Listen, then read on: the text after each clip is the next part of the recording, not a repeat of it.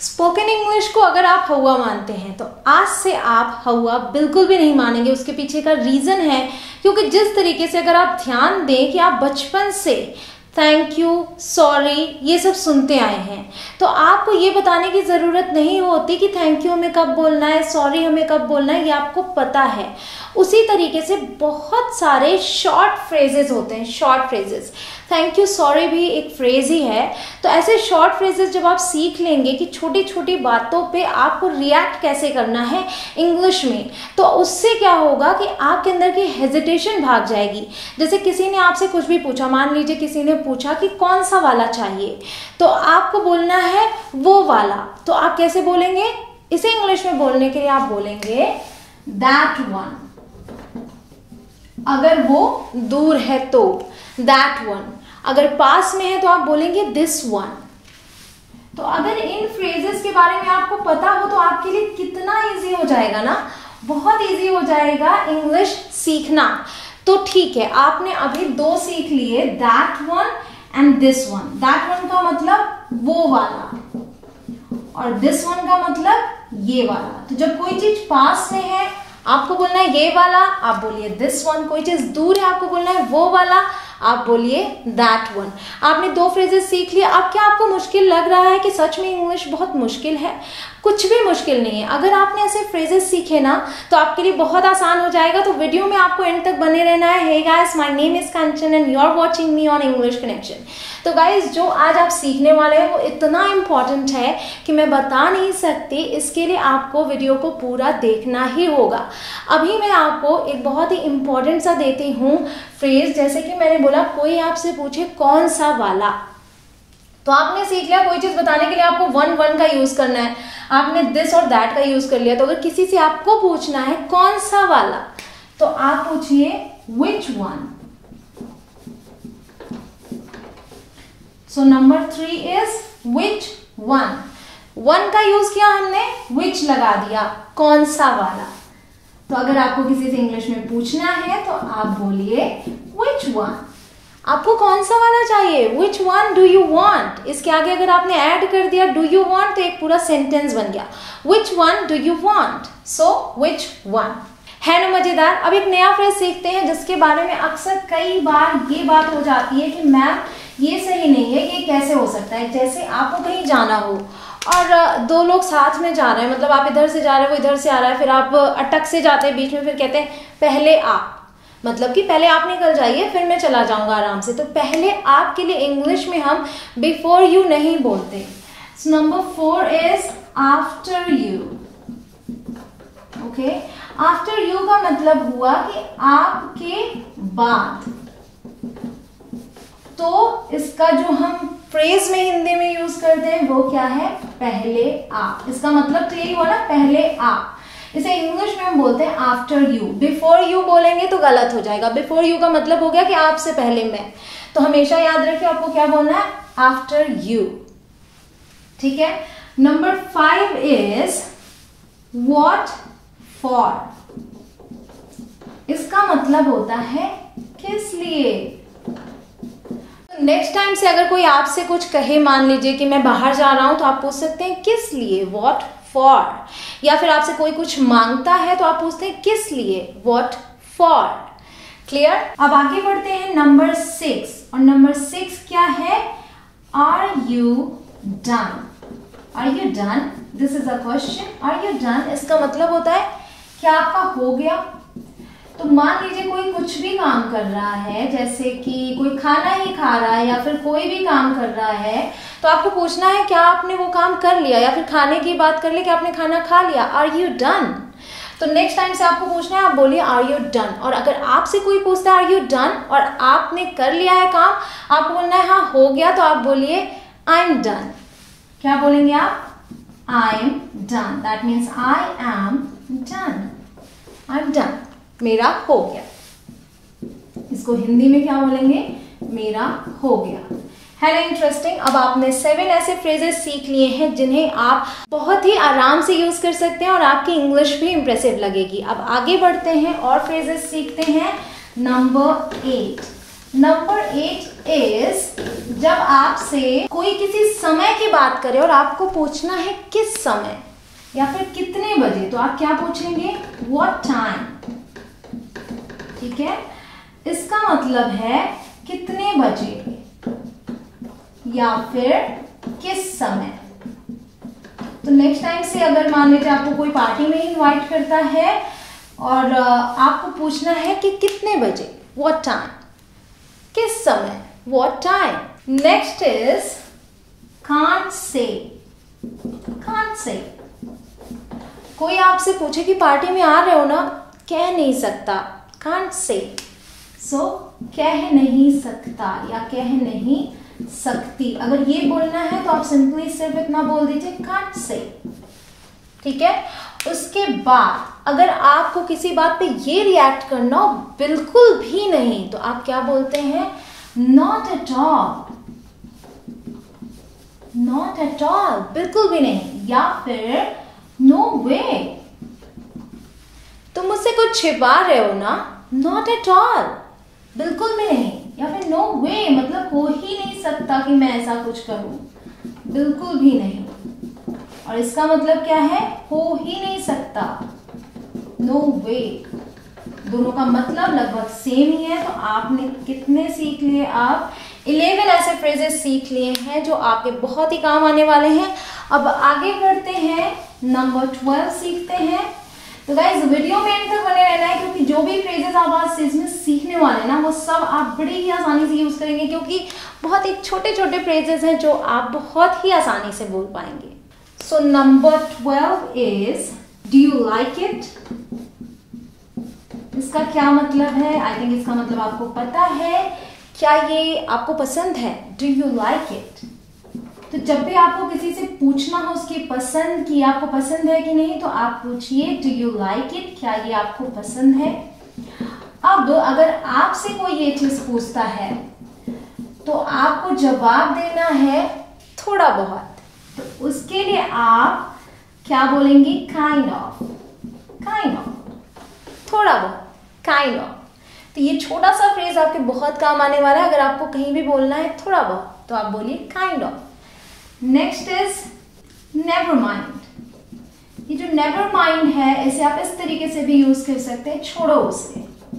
मतलब कि जैसे आप कोई बात कर रहे हैं, किसी को कुछ समझा रहे हैं और फिर अचानक से कोई आ जाता है या फिर वही इंसान नहीं समझ पा रहा है, फिर आपसे पूछता है, तो आप उस टॉपिक को ही चेंज करना चाहते हैं, तो आप कैसे चेंज करेंगे टॉपिक को? Never mind, let's move on to this. चलो इस बारे में बात करते हैं। नेवर माइंड, छोड़ो उसे, भूल जाओ उसे।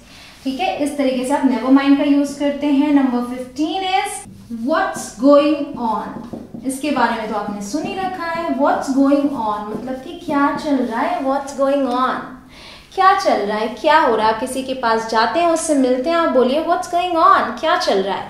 अब अगर आपसे कोई पूछता है और आप ऐसा जवाब देते हैं ना, ऐसे कई बार आप बोलते हैं वही पुराना, मतलब जो पहले करता था, जो पहले चल रहा था वही चल रहा है, तो आप वही पुराना के लिए क्या बोलेंगे? Same old. सेम ओल्ड, वही पुराना। तो इस तरीके से आपको ये फ्रेज मिला, same old. What's going on के हिंदी क्या हो गई? क्या चल रहा है। इसी को एक और तरीके से बोला जा सकता है, that is what's up. So number 17 is what's up, जो कि आप बहुत ज्यादा सुनते हैं आज के टाइम पे। व्हाट्स अप, ध्यान दीजिएगा, ये आपका वो व्हाट्सएप नहीं है जो आपके फोन में है। उसे अगर लिखे व्हाट्सएप को तो वो है व्हाट्सएप। ठीक है, ऐप अलग, व्हाट्स अलग। अब इस पे अगर ये जवाब देना हो कि कुछ खास नहीं, तो आप क्या बोलेंगे? Nothing special. मोस्टली यही जवाब आता है जब कोई पूछता है व्हाट्स अप, तो आप बोलते हैं कुछ खास नहीं, तो उसके लिए आप बोलिए नथिंग स्पेशल। नथिंग स्पेशल मतलब कुछ खास नहीं। तो गाइस इस तरीके से आप बहुत सारे फ्रेजेस यूज कर सकते हैं। अभी आपने 18 सीखे हैं, हम आगे बढ़ते हैं और सीखते हैं। Number 19 is for whom। इसका मतलब है किसके लिए। अभी आपने सीखा था what for, जिसका मतलब था कि किस लिए। अब आपने सीखा for whom, इसका मतलब है किसके लिए। सो for, उसके बाद whom की हिंदी होती है किसके। तो अगर आप कोई गिफ्ट मान लीजिए आपने खरीदा, तो आपके साथ जो गया हुआ है वो पूछता है किसके लिए, तो पूछेंगे for whom। अब मान लीजिए आपको बोलना है आपके लिए, तो आप बोलेंगे for you। अगर आपको बोलना है कोई चीज सबके लिए है, तो आप क्या बोलेंगे for all। ठीक है, सो for you, आपके लिए।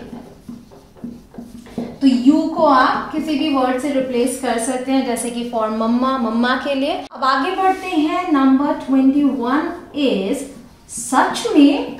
मान लीजिए आप किसी को कुछ देते हैं या फिर कुछ भी बताते हैं, तो बोलते हैं सच में। तो इसके लिए एक तो आप जानते हैं रियली, इस तरीके से पूछा जा सकता है, या फिर इज इट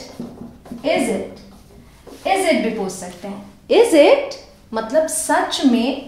मान लीजिए आप किसी के लिए कुछ लाते हैं, जैसे मान लीजिए कपड़ा ही लाया आपने और आप कहते हैं कि पहन कर देखो, तो आप क्या बोलेंगे ट्राई इट ऑन। इट उस चीज के लिए, ट्राई इट ऑन पहन कर देखो।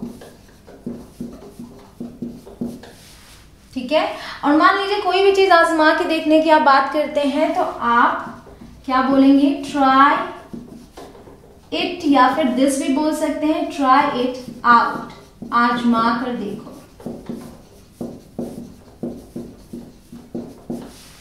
है ना interesting. Try it on use किया पहनने के लिए, ट्राई इट आउट आजमा कर देखो। और अगर आपने किसी को कुछ खाने के लिए भी बोलना है कि खा के देखो, तो भी आप बोलेंगे ट्राई इट आउट, इसका मतलब खा के देखो।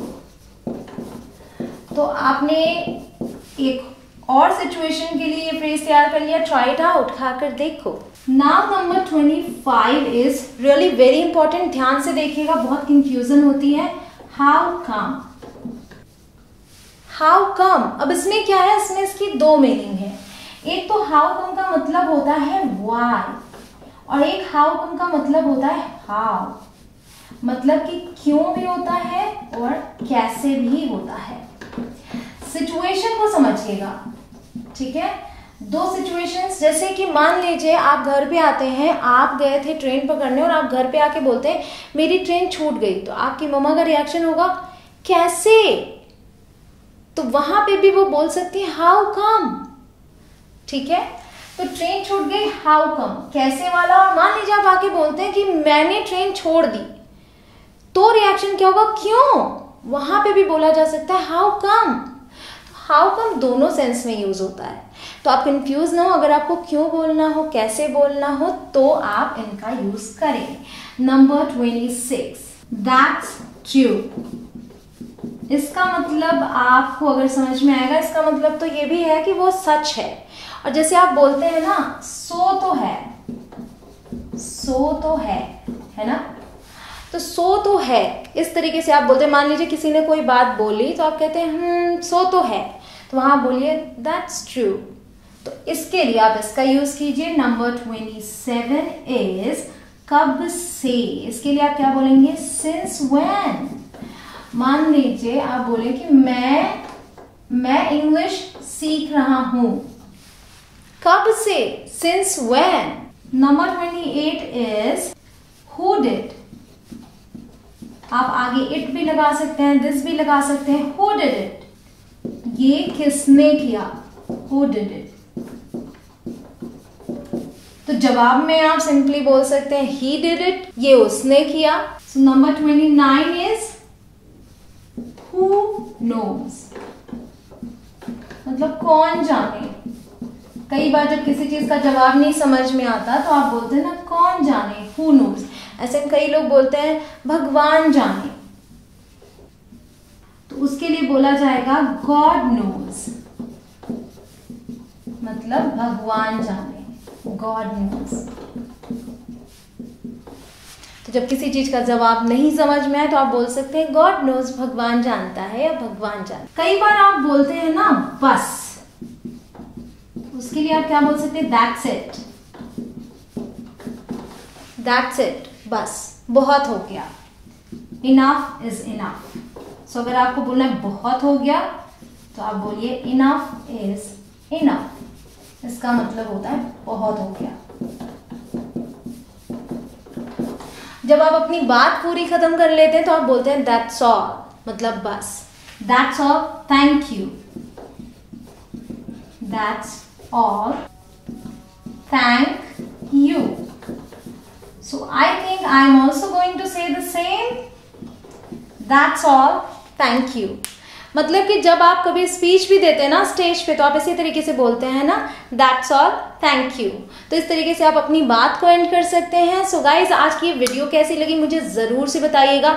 ये जो फ्रेजेस मैंने आपको दिए हैं आई नो कि बहुत ही ज़्यादा काम के हैं, और अगर आपने इसे यूज़ करना शुरू कर दिया तो फिर आपकी इंग्लिश ऑब्वियसली इंप्रूव होगी ही होगी। तो वीडियो कैसी लगी कमेंट में लिख के जरूर बताइए। वीडियो को अभी तक लाइक नहीं किया और आपको यूजफुल लग रही है तो लाइक जरूर करें। चैनल को अभी तक सब्सक्राइब ना किया हो तो सब्सक्राइब कर लें अगर आप चैनल पे नए हो तो। उसके बाद आने वाले बेल के निशान को जरूर प्रेस करें। Will meet you soon guys, और मैं आपके लिए ऐसी इंटरेस्टिंग चीजें लेकर आती रहूंगी। आपकी अपनी क्या रिक्वेस्ट है वो मुझे कमेंट में लिख के जरूर बताएं। आप अपने फीडबैक भी दे सकते हैं, आप अपने वर्ड्स भी दे सकते हैं जिनके बारे में आप जानना चाहते हैं। सी यू सून, बाय बाय।